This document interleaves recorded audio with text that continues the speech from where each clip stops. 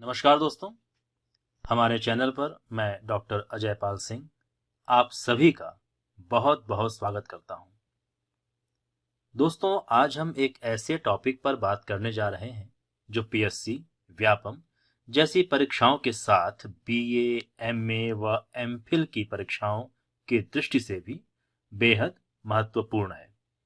और वैसे भी हम छत्तीसगढ़ में रहते हैं, इसलिए अपने राज्य का नाम छत्तीसगढ़ कब पड़ा, क्यों पड़ा, इसे अन्य किन नामों से पुकारते हैं, भगवान बुद्ध और भगवान श्री राम से इस जगह का क्या संबंध है, यह सब जानना बहुत रुचिकर होने वाला है। और ऐसा मुझे लगता है कि आप इसे अगर शुरू से लेकर अंत तक देखेंगे तो आपको बहुत कुछ जानने को मिलेगा जो आपके जीवन में काम भी आएगा।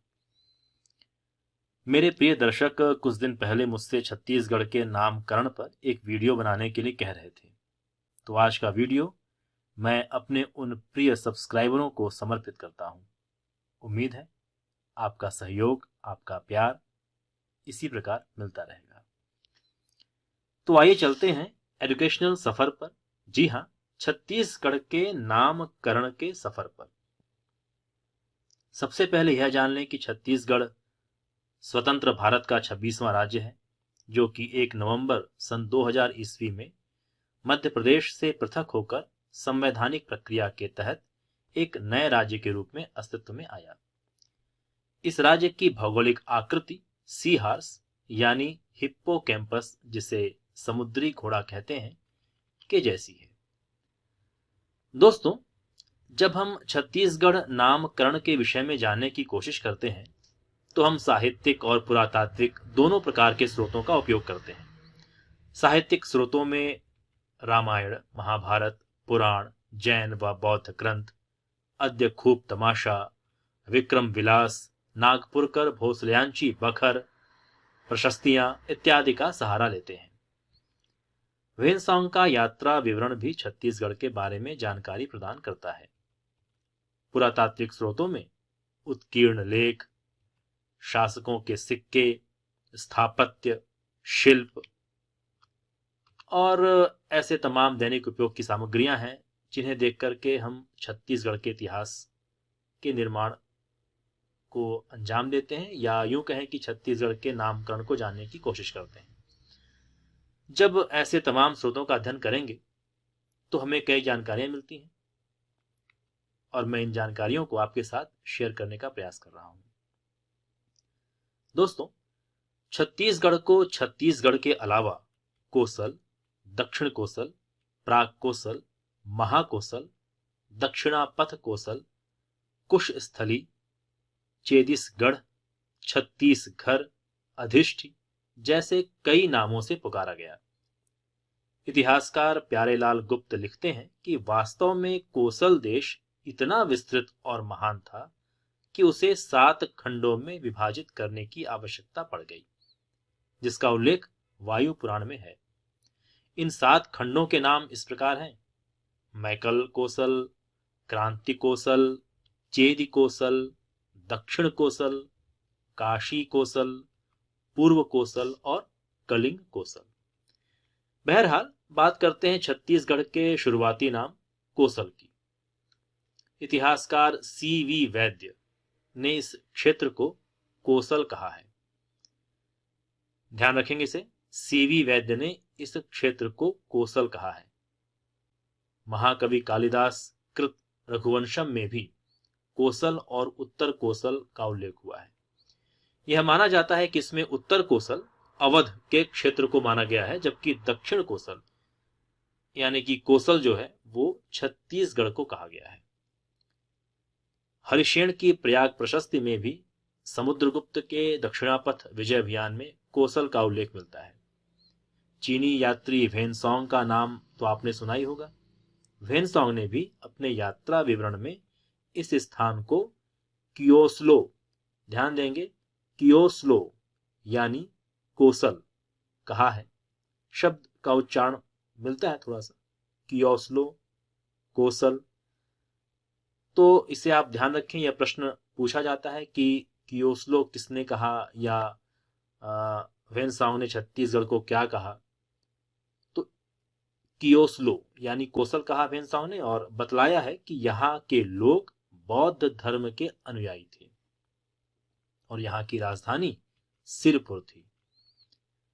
दोस्तों, पाणिनि, ये नाम भी आपने सुना होगा। प्राचीन भारत के सुप्रसिद्ध व्याकरणाचार्य थे ये।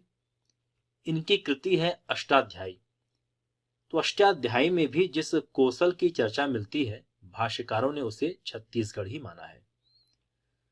दरअसल लोक मान्यताओं में इसे भगवान श्री राम का ननिहाल भी माना जाता है।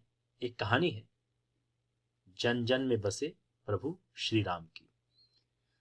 आप लोगों ने रामायण तो देखा ही होगा, कुछ लोगों ने पढ़ा भी होगा और लगभग सभी जानते होंगे कि प्रभु श्री राम के पिता चक्रवर्ती सम्राट राजा दशरथ थे और माता कौशल्या थी।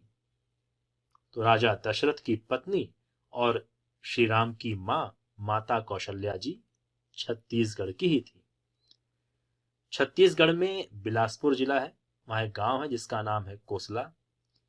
यह गांव ऐतिहासिक स्थली मल्हार से लगभग 15 किलोमीटर की दूरी पर स्थित होगा। मल्हार के उत्खनन में प्राप्त एक मुद्रा में गामस कोसलीय लिखा भी हुआ है। तो मान्यताएं कहती हैं कि यह कोसल कौशल्या जी से ही संबंधित है। दोस्तों, इस समय छत्तीसगढ़ में श्री राम वनगमन की एक बहुआयामी योजना भी चल रही है। रायपुर के पास चंद्रखुरी है, जहां माता कौशल्या का एक विश्व प्रसिद्ध मंदिर भी बनाया जा रहा है। कुल मिलाकर आप यह ध्यान रखें कि छत्तीसगढ़ में एक राजा भानुमंत हुए थे और उनकी ही पुत्री श्री राम की मां कौशल्या जी थी।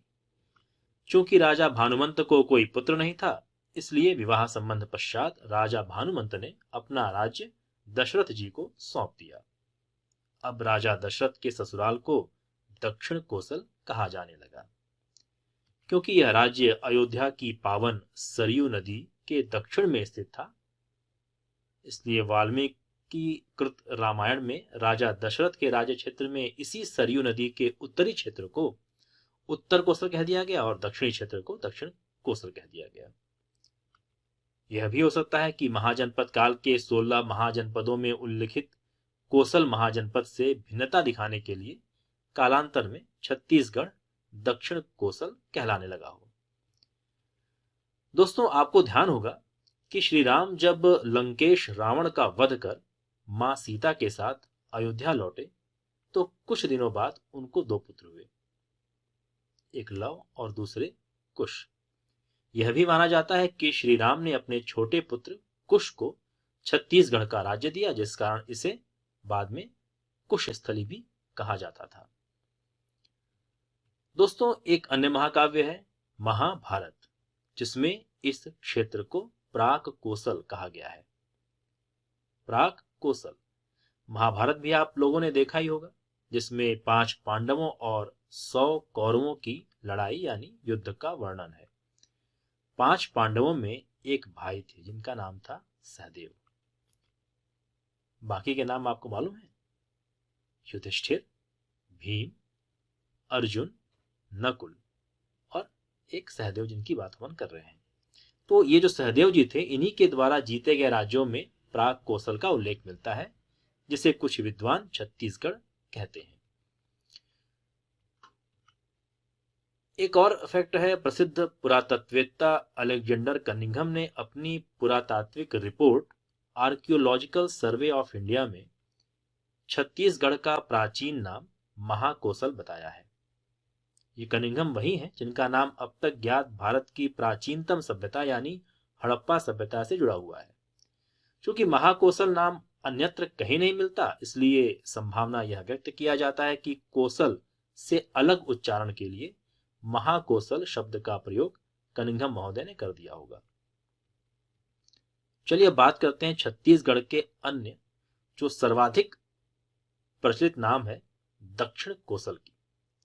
तो दक्षिण कोसल किसने कहा, कब कहा, क्यों कहा?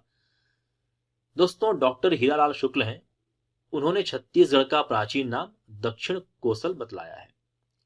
जैसा कि मैंने पूर्व में बताया था आपको कि वाल्मीकि कृत रामायण में उत्तर कोसल व दक्षिण कोसल दोनों का उल्लेख मिलता है। विंध्याचल पर्वत के उत्तर में सरयू नदी के तट पर उत्तरी हिस्सा उत्तर कोसल कहलाता था और विंध्याचल पर्वत के दक्षिण में दक्षिण कोसल माना जाता था। जन जन में बसे श्री राम की मां कौशल्या को दक्षिण कोसल की ही राजकुमारी कहते हैं। दोस्तों, एक ग्रंथ है बृहद संहिता, वराह मिहिर कृत बृहद संहिता में छत्तीसगढ़ की चर्चा दक्षिण कोसल के रूप में हुई है। कई अभिलेखों में भी इसके लिए दक्षिण कोसल शब्द का प्रयोग किया गया है। उदाहरण के लिए कलचुरी शासक जाज्वल्य देव, कहीं कहीं आपको जाजल्य देव मिलेगा, तो जाजल्य देव प्रथम के रतनपुर अभिलेख में दक्षिण कोसल का उल्लेख मिलता है, ये आप ध्यान रखेंगे। डॉक्टर राय बहादुर हीरालाल ने संभावना बताई है कि छत्तीसगढ़ चेदिसगढ़ का अपभ्रंश भी हो सकता है। इसके पीछे एक मत यह है कि कलचुरी शासक रतनपुर नरेश पृथ्वी देव का एक ताम्रपत्र बिलासपुर जिले के अमोदा ग्राम में मिला है, जिसमें चेदिसस्य संवत 831 अंकित है। चेदिसस्य संवत 831 अंकित है, इसे आप ध्यान रखेंगे। हो सकता है कि कालांतर में अपभ्रंश के रूप में चेदिसगढ़ छत्तीसगढ़ के रूप में कहलाने लगा होगा। एक अन्य मत है कि यह क्षेत्र महाजनपद कालीन एक शक्तिशाली महाजनपद चेदिवंशीय शासकों के अधीन रहा होगा, जो धीरे धीरे चेदिसगढ़ से छत्तीसगढ़ कहलाने लगा। महाभारत के अनुसार चेदि नरेश शिशुपाल के विस्तृत राज्य की चर्चा में ये क्षेत्र भी आता है और ये कहते हैं कि चेदी राज्य पर अर्जुन पुत्र बभ्रुवाहन के शासन का भी उल्लेख है। इस राज्य की राजधानी चित्रांगतपुर थी, जिसकी पहचान छत्तीसगढ़ के सिरपुर यानी श्रीपुर से की जाती है। दोस्तों, ये बहुत रोचक कहानी है। आप बभ्रुवाहन को जानते होंगे। बभ्रुवाहन अर्जुन के पुत्र थे। दरअसल हुआ यह कि किसी कारणवश अर्जुन अपने पुत्र से मिल नहीं पाते हैं, या शुरुआती दौर में जब उनको पुत्र होता है तो अर्जुन अपनी पत्नी या बभ्रुवाहन की मां के पास नहीं रहते हैं। फिर उनकी मां ने अपने पुत्र को कहा कि जिस दिन तुम अर्जुन से भी अधिक योग्य धनुर्धर बन जाओगे या तुम अर्जुन को परास्त कर दोगे, उस दिन तुम मेरा नाम रोशन कर दोगे या मेरी मां होने का मुझे इस पर फक्र होगा कि मैं तुम्हारी मां हूं। तो वो बभ्रुवाहन था, उसने अपने जीवन का उद्देश्य बना लिया कि मैं अर्जुन को परास्त करूंगा, और वो लगातार अभ्यास करता रहा धनुर्विद्या का। फिर एक समय आता है कि बभ्रुवाहन और अर्जुन आमने सामने होते हैं द्वंद्व के लिए, और युद्ध होता है। इस युद्ध में बभ्रुवाहन ने अर्जुन को परास्त कर दिया और उनका वध कर दिया। बड़ी बात थी, क्योंकि पूरे महाभारत में अर्जुन को परास्त करना किसी के लिए आसान नहीं था, और बभ्रुवाहन ने अर्जुन को परास्त कर उनका वध किया। हालांकि बाद में जब बभ्रुवाहन को पता चलता है कि महान धनुर्धारी अर्जुन उनके ही पिता हैं, तो श्री कृष्ण के मार्गदर्शन और आशीष से वह अपने मृत पिता अर्जुन को जीवित कर देते हैं। भगवान श्री कृष्ण तो फिर श्री कृष्ण ही हैं। तो सोचिए, हम कितने महान राज्य के निवासी हैं। रामायण के श्री राम और महाभारत के अर्जुन दोनों ही छत्तीसगढ़ से प्रभावित हुए। चलिए अब चलते हैं मुगल काल में।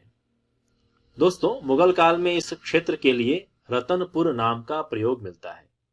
अकबर के दरबार के इतिहास प्रसिद्ध कवि अबुल फजल की किताब आईने अकबरी में इस क्षेत्र के लिए रतनपुर शब्द प्रयुक्त किया गया है।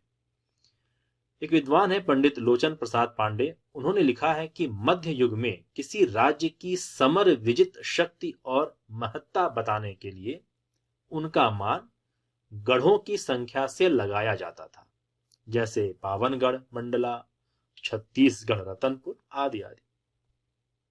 इस प्रांत को छत्तीसगढ़ रतनपुर कहते थे। छत्तीसगढ़ रतनपुर।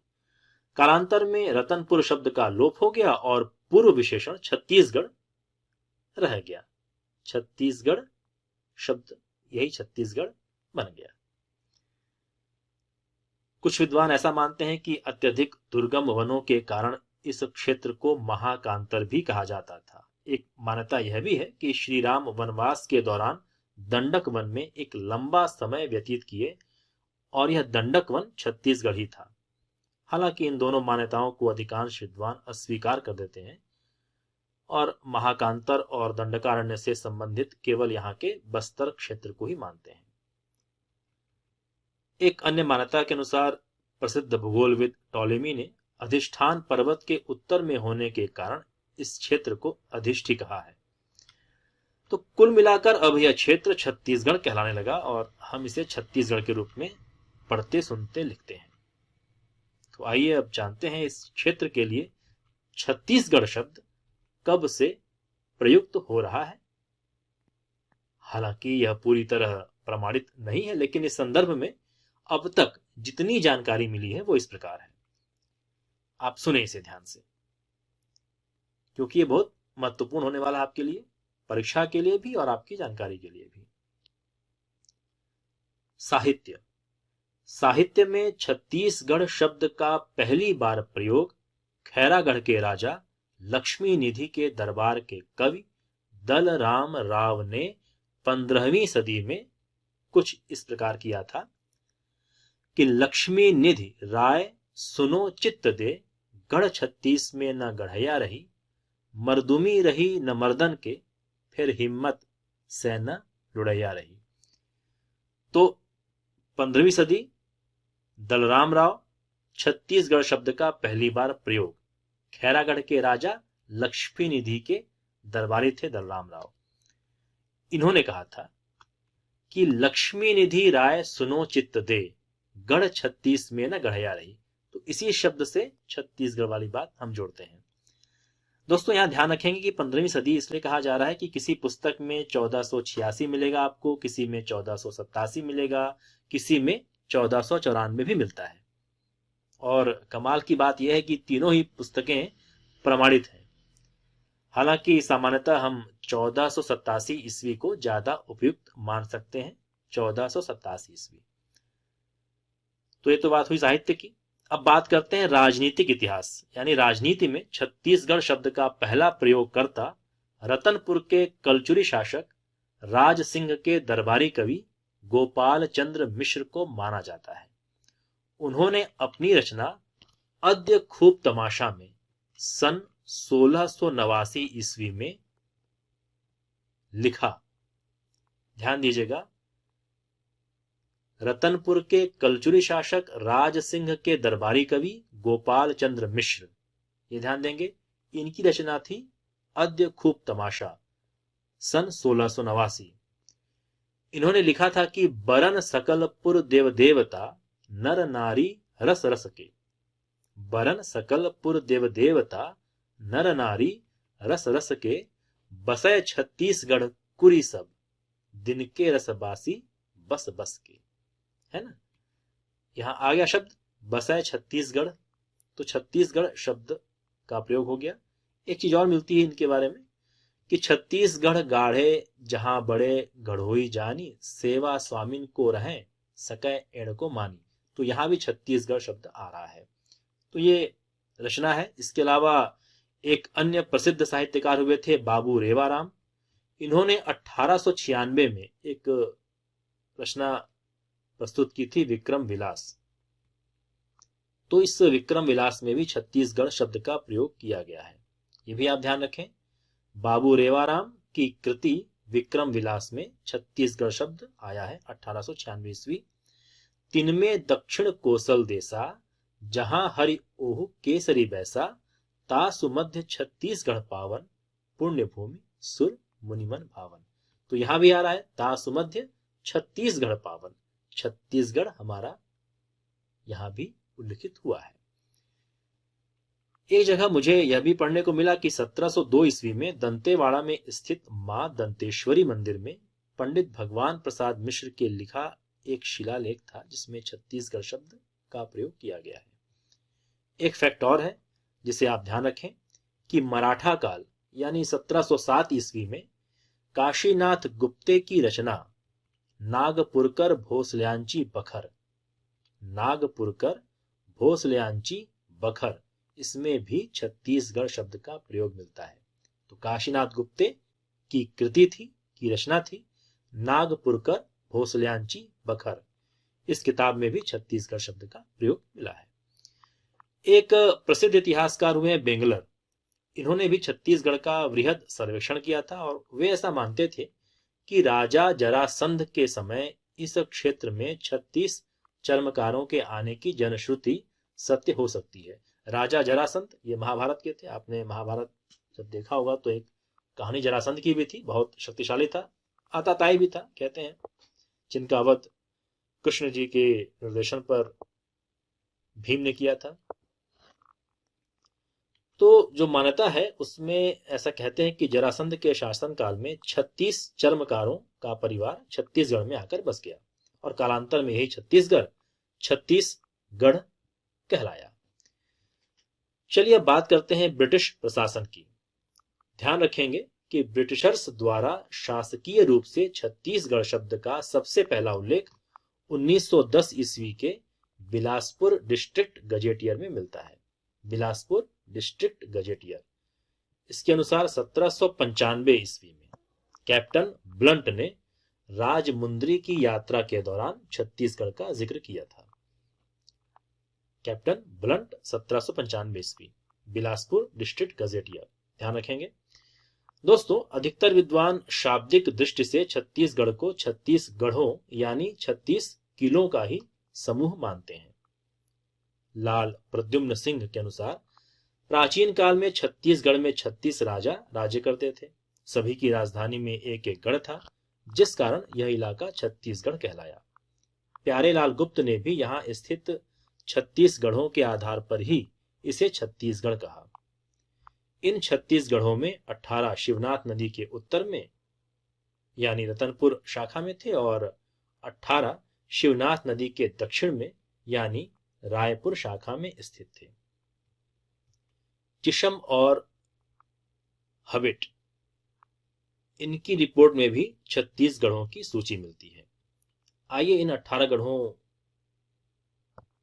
को याद करें जो रायपुर शाखा में थे और 18 गढ़ जो रतनपुर शाखा में थे। सबसे पहले बात करते हैं रतनपुर शाखा के 18 गढ़ के बारे में। रतनपुर, विजयपुर, मारो, खरोद, नवागढ़, कोटगढ़, लाफागढ़, केंदागढ़, पेंड्रागढ़, उपरोड़ा, कोसईगढ़, मातिनगढ़, मदनपुर, सेमरिया, करकरी, सोंढी, औखर और पंडरभट्टा। तो ये 18 गढ़ हो गए रतनपुर शाखा के।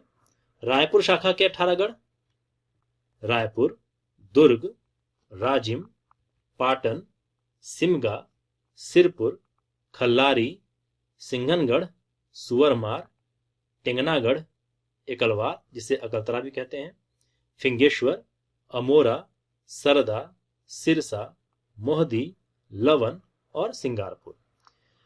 कोशिश कीजिए कि आपको 36 गढ़ के नाम याद हो जाए। वैसे कम से कम 4-5 नाम दोनों शाखाओं से आप आसानी से याद कर सकते हैं और उसे कर भी लेंगे। जैसे रतनपुर शाखा से एक तो रतनपुर, शेष विजयपुर, मदनपुर, मातिन, लाफागढ़, मारो इत्यादि। दोस्तों, आप इसे इस तरह भी याद कर सकते हैं कि विजय मदन दारू पी के मात गया है, उसको एक लाफा मारो। मैंने क्या कहा? विजय मदन दारू पी के मात गया है, उसको एक लाफा मारो। खैर, ये एक तरीका है याद करने का। ऐसे कई तरीके हैं, आप याद कर सकते हैं, उसे याद रख सकते हैं। हम आपको समय समय पर ये बताते रहेंगे कुछ तरीके, आप भी अपने से तरीके इजाद करें। ये जो है विजय मदन दारू पी के मात गया है, तो विजयपुर, विजय से मदनपुर, दारू पीकर मात गया है, तो मात से मातिन, दारू पीना एक शब्द है जोड़ने के लिए, तो मात से मातिन, उसको एक लाफा मारो। लाफा यानी लाफागढ़ और मारो यानी मारो, जो रतनपुर शाखा के अंतर्गत आते थे। इसी प्रकार से अब जब रायपुर शाखा की बात करेंगे तो एक तो रायपुर अपने आप में याद रख सकते हैं आप इसको आसानी से, दुर्ग, ये भी आपको याद हो जाएगा, सिमगा, ये भी याद हो जाएगा। राजिम, सिरपुर, ये भी आपको आसानी से याद हो जाएंगे। एक है खल्लारी। तो इस तरह से आप 4-5 नाम याद कर लें। कुल मिलाकर छत्तीसगढ़ों के आधार पर इस क्षेत्र को छत्तीसगढ़ कहा गया, ऐसा लोग मानते हैं और काफी हद तक यह उचित लगता भी है। लेकिन यहां पर एक बात जेहन में आती है कि गढ़ किसे कहा जाता होगा, गढ़ यानी किला या कुछ और। देखिए, छत्तीसगढ़ के संदर्भ में सभी छत्तीसगढ़ों यानी किलों के अवशेष तो हमें अब तक मिले नहीं हैं, जिस कारण यह भ्रम उत्पन्न होना स्वाभाविक है कि इस क्षेत्र में छत्तीसगढ़ थे भी या नहीं। स्रोतों के अध्ययन विश्लेषण से यह प्रतीत होता है कि हो सकता है कि यहाँ गढ़ किसी किले या दुर्ग के लिए प्रयुक्त न होकर 7 बरहों से मिलकर बने एक प्रशासनिक व्यवस्था के लिए होता हो। दोस्तों, आपके दिमाग में आ रहा होगा कि अचानक से बरहो शब्द कहां से आ गया। दरअसल रतनपुर शासक कल्याण साय की एक राजस्व पुस्तिका है, जिसमें इस बात की जानकारी मिलती है कि कलचुरी काल में 12 ग्रामों यानी गांवों से मिलकर बरहा बनता था और 7 बरहे मिलकर गढ़ बनाते थे। चूंकि इस इलाके में कुल 36 प्रशासनिक केंद्र यानी गढ़ रहे होंगे और बाद में यही गढ़ एक साथ छत्तीसगढ़ के रूप में चर्चित हो गया होगा। तो इस प्रकार आज हमने छत्तीसगढ़ के विभिन्न नाम और नाम के पीछे की सच्चाई को जानने की कोशिश की। अगला वीडियो छत्तीसगढ़ के क्षेत्रीय राजवंश पांडुवंश व शरभपुरीय वंश पर जल्द ही आने वाला है। यदि आपको यह वीडियो पसंद आ रहा है तो इसे आप लाइक करें, शेयर करें और इसी प्रकार के वीडियो देखने के लिए इस चैनल को सब्सक्राइब जरूर कर दें। तो फिर मिलेंगे किसी नए वीडियो के साथ। तब तक स्वस्थ रहिए, सुखी रहिए और आप जीवन में सफल हों। इन्हीं शुभकामनाओं के साथ बहुत बहुत धन्यवाद।